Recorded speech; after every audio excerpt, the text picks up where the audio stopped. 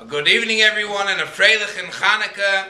Welcome back to the weekly shir of Inyanigul Moshiach on the internet, the largest shir of Inyanigul Moshiach that is given in the English language over the internet, and it's all thanks to you and your continuous participation and your continuous encouragement and your continuous excitement that keeps the shir going. So again, as we celebrate Chanukah, which right away reminds us of the Chanukas HaBeis HaMikdash, the Chanukas HaMishkan, the Chanukas HaMikdash. It obviously is ringing in our ears and in our hearts the desire for the Chanukah of the Beis HaMikdash HaShlishi, and it's something that we are thinking about and we are discussing with our friends and family the best way to bring about the Chanukas Beis HaMikdash, and the best way to do that is by learning the Inyanigul Moshiach in depth, and therefore your participation in this shir, especially on the Yom Tov of Chanukah, brings the awareness and the excitement of Moshiach to a whole new level. This week's shir is sponsored L'Schus Rabbi Yisrael Levi HaKoyin Ben Sarah Miriam L'Refuah Shleima Ukroiva Tekev Umiyad Mamish. The miracle of the Yom Tov of Chanukah is connected with Shevet Levi, because we know the Chashmonoim, they were Kehanim from Shevet Levi, and that's one of the Gematrias and Rosh Tevis of Maccabee. Everyone knows it's Mi Kamoicha Beilam Hashem, but there's another Rosh Tevis which is Matisyo Koyin ben Yochanan, or Matisyo ben Yochanan HaKoyin. The point is that the Chashmonoim were from the Shevet Levi, and therefore tonight we are going to be discussing the role and the changes that are going to happen to the Shevet Levi in the times of Moshiach in the third Beis HaMikdash, when we dedicate the third Beis HaMikdash. May it be right away. The first thing we have to clarify is a very famous pirush of the Arizal. The Arizal writes in his Svarim, written by his Talmidim and quoted by many Mekubalim, even the Alter Rebbe in Tanya, Perik Nun, quotes this pirush of the Arizal on the pasuk in Yecheskel, where it discusses V'akoinim HaLevi'im and Eitzadek, about the Koinim, the Levi'im. So the Alter Rebbe brings down in Perik Nun, and he brings down the Arizal that says, Sha'koyanim shel achshav, sha'lavim shel achshav, yukehanim la'osid, that the Levi'im of today will be the kehanim of the times of Moshiach. So seemingly it seems from here that when Moshiach comes, there will be no regular Levi'im, because the kehanim, it's hard to say that they will go down to the Darga of Levi, because you have Mailim B'Kodesh V'yein Moiridin, and then you also have the Levi'im, which are going to go up to the level of Kehanim. So will there be no Levi'im when Mashiach comes? So Rabbi Weinberg Zol Gesund Sein, who is known for his shiurim that he gives in Sefer Atanya on the radio, and was later recorded and translated to many languages in the classical set on Tanya, Shiurim b'Sefer Atanya, lessons in Sefer Atanya. So he asked this question to the Rebbe. He said, how am I supposed to explain this to the people which are going to be listening to my radio show? And the Rebbe explained as follows, and it's brought down in the explanations in the lessons in Tanya, that the Levi'im of this generation, for example, being that Moshiach is coming right now, so if any one of you watching this shir is a Levi, I have good and bad news for you. The great news is that we're going to be meriting to see Moshiach right away. The not such exciting news is that you, because I'm not a Levi, are going to stay in the level of Levi'im. The Levi'im that are going to be zoichet to the Hisgalus of Moshiach are going to stay the level of Levi'im. So what does it mean that the Levi'im are going to be born Kaihanim, or they're going to be turned into Kaihanim when Moshiach comes. What does that mean? That means like this, that there are certain neshamas which are neshamas of Levi'im. These neshamas of Levi'im are, which naturally are noited towards Gvura, like it says, V'avad ha-Levi hu, that means Levi is connected with Avodah, with Gvura, are going to be born into bodies of Kehanim when Mashiach comes. Kohen is Isha Chesed. And yet when Mashiach comes, the neshamas of Levi'im, certain neshamas of Levi'im, are going to be born into bodies of Kehanim when Mashiach comes. But so in short, the future Kehanim in the times of Mashiach will have in them neshamas of Levi'im. But the Levi'im of today are going to remain Levi'im. The Levi'im which are living today and are going to greet Mashiach today are going to remain Levi'im. So what change will happen? The change that will happen will actually be in the Gashmias that the Levi'im will get.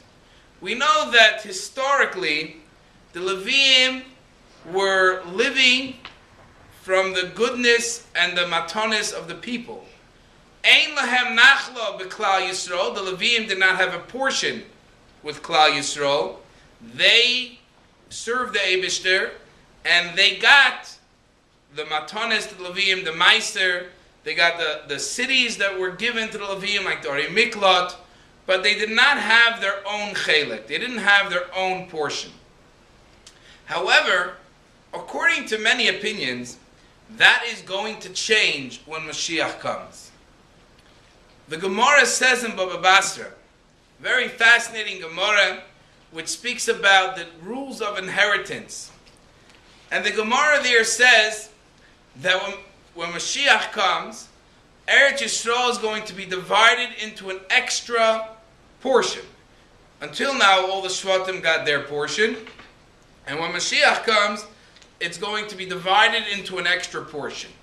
Who is going to get that extra portion? So one opinion says that Mashiach is going to get the extra portion, but the other opinion, and the more accepted opinion for the matter, is that Shevet Levi is going to get that portion. The Levi'im are going to finally get a chelek in Eretz Yisrael. The Levi'im, which during the time of Golus and during the time of the first, second Beis Hamikdash, they did not have a chelek in Eretz Yisrael. The Gemara says that when Mashiach comes, they will have a chelek in Olam Haba. They will have a chelek in Eretz Yisrael in the times of the Geula. And that brings us to two questions.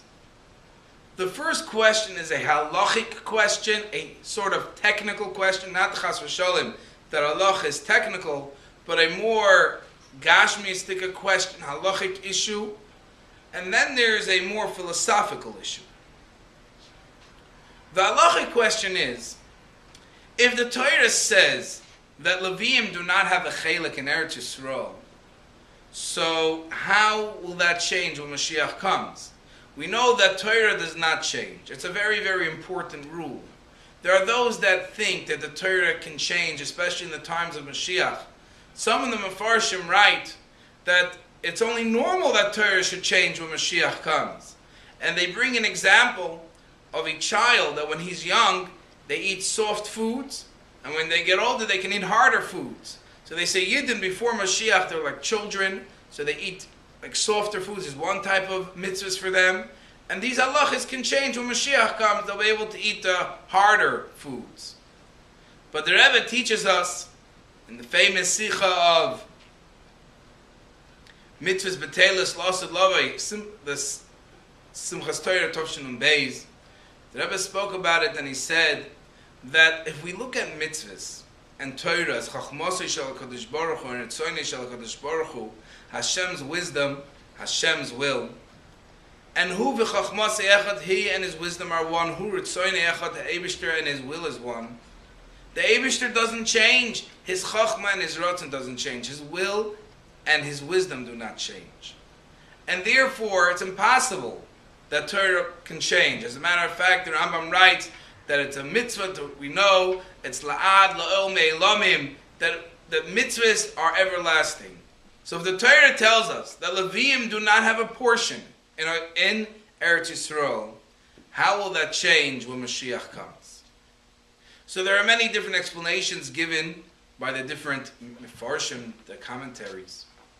But the Rebbe in the Sichos Chelik Lamed Ches, Parshas Pinchas, which speaks about the inheritance of Eretz Yisrael, the division of Eretz Yisrael, the Rebbe gives a big chidush, a novel answer. And he says that the land of Eretz Yisrael, which means the land which is divided by the 7 nations, that the Yidden conquered those 7 nations, that land cannot be given to the Levi'im. When the Torah says that the Levi'im do not have a chelik in Eretz Yisrael, it's referring to the land of the 7 nations. But when Mashiach comes, Hashem promises us 3 new lands, in Ever Yarden, Keni, Knizi, and Kadmoini. And these lands were promised to Avram Avinu. And Rashi brings down that it was promised to Avram, and it's going to be given to him in the times of Moshiach. In those lands, that's where the chelik of the Levi'im will be. Those lands, there was never an Isser to give it to the Levi. It just wasn't practical because Yidden did not conquer those lands. But when Mashiach comes, and we will conquer those lands, therefore the Levi'im will have a portion in those lands. So that answers the halachic aspect. But now we have a more philosophical question. And that is, there's a reason why the Torah did not want the Levi'im to have a portion in Eretz Yisrael. They wanted that, the Torah wants that the Levi'im should be totally dedicated to Hashem. Totally dedicated to Hashem. If so, why should that change when Mashiach comes? On the contrary, if during the time of Beis HaMikdash Rishon, the first and second Beis HaMikdash, the Levi'im were not allowed to have a chelek because they were supposed to be dedicated to Hashem, how much more so when it comes to Yomos HaMoshiach, when everyone is going to be involved with Elikus, everyone's going to want to serve the Eibishter, all the Yidden, even the Goyim are going to want to serve Hashem. Like the Rambam says, the entire world, all they're going to be interested in is to serve Hashem. If this is true, then for sure the Levi'im should not have a chelek in land. They should not have a portion. They shouldn't have to deal with earthly, physical, mundane things. But the Rebbe teaches us the contrary. And he gives a fascinating explanation. And he says as follows. Listen up, very, very interesting. It's only nowadays, in the time of Golus, that the physical world is a contradiction to godliness. Because if we get involved in physicality, the physical world conceals godliness. That's why the world is called Olam. Olam is from the Hebrew word helim, concealment. This physical world conceals godliness. When Mashiach comes, it says, U'mola oretz de'as Hashem k'mayim le'yom mechasim. Hashem will have his dira b'tachtoidim. Hashem's dwelling place will be in this physical world, and the physical world will be engulfed with elikus, with godliness, not just covered over with godliness. It's going to be revealed how the essence of the physical world is godliness. And therefore, no longer will owning land, meaning living in this physical world, be a contradiction to godliness. On the contrary, it only enhances the service of Hashem. Yet, the Levi'im still can only have a portion in the 3 lands, not the 7 lands. In Kabbalah it explains that the 3 lands represents the 3 cerebral parts of the brain, which means the Chachma, Bina, and Das, wisdom, knowledge, and understanding. It's more the aloof service of Hashem with total wisdom, not in total involvement. The 7 lands represent the 7 feelings, emotions, which represent the service of Hashem, which is more connected with something else. When you have an emotion, it's love to something, you hate something, you're involved with that thing, and emotion consumes a person. Intellect is more distant, it's from the side, you're examining something. Emotion means you're getting involved in that thing. So the Levi'im, even though they will have the land, it will be of the three lands. Now, the big question is, how can me and you prepare for this great change that's going to happen when Moshiach comes? So we have to do two things. The first thing is, many of you watching this shir say, what do I have to do with the Levi'im? If I'm not a Levi, so then the shir is not talking to me. So we have to know that the Rambam writes regarding the fact that Hashem takes care of the Levi'im. The Rambam finishes off the halachas of Nachla, of inheritance, and he says, V'loi shevet Levi bilvad. It's not just shevet Levi. Ela kol Yisrael shenod v'ruchai. Any Yid that desires to give himself over to the service of Hashem, like a Levi, so he has, so to speak, the status of Levi. Hashem hu nachalosai. Hashem is his inheritance. So therefore, the way to prepare ourselves for this tremendous, drastic change in the world, that the whole world will be engulfed with Kedusha, is by starting to do that nowadays, getting ourselves dedicated to Hashem in a complete fashion. And very important, the way to prepare ourselves is by realizing that the Levi'im are going to have their portion in the three lands. What does that mean for us? There are certain parts of the Torah which are represented in the seven lands, which represent more the revealed parts of Torah, or even the Hasidic parts of Torah, which deal more with the emotions. The three lands of Keni, Krizi, and Kadmoni, that is represented in Torah by Chassidus Chabad, learning the deep Maimorim, intellectual Maimorim, which stimulate the mind and enables your mind to grasp godliness. And this is our avodah today. We're coming also from Yutas Kislev Rosh Hashanah L'Chassidus. We have to dedicate ourselves completely, totally involved in the learning of Chassidus in a way of Chabad, in Chachma, Bina, and Das. And by doing that in a real fashion, we will merit to this time when Hashem will expand Eretz Yisrael, like the pasuk says, Ki yarchiv Hashem alekecha es gavulcha, and He's going to expand Eretz Yisrael and conquer the three lands and give the Levi'im a part in there and expand Eretz Yisrael and allow us all to serve Him in a way of Levi, that the whole world will serve Hashem. Now again, I want to remind each and every one of you that you've all watched this year till the end, and I appreciate that, and I hope you enjoyed it. But if you enjoyed this year, you'd probably also enjoy watching the previous shiurim.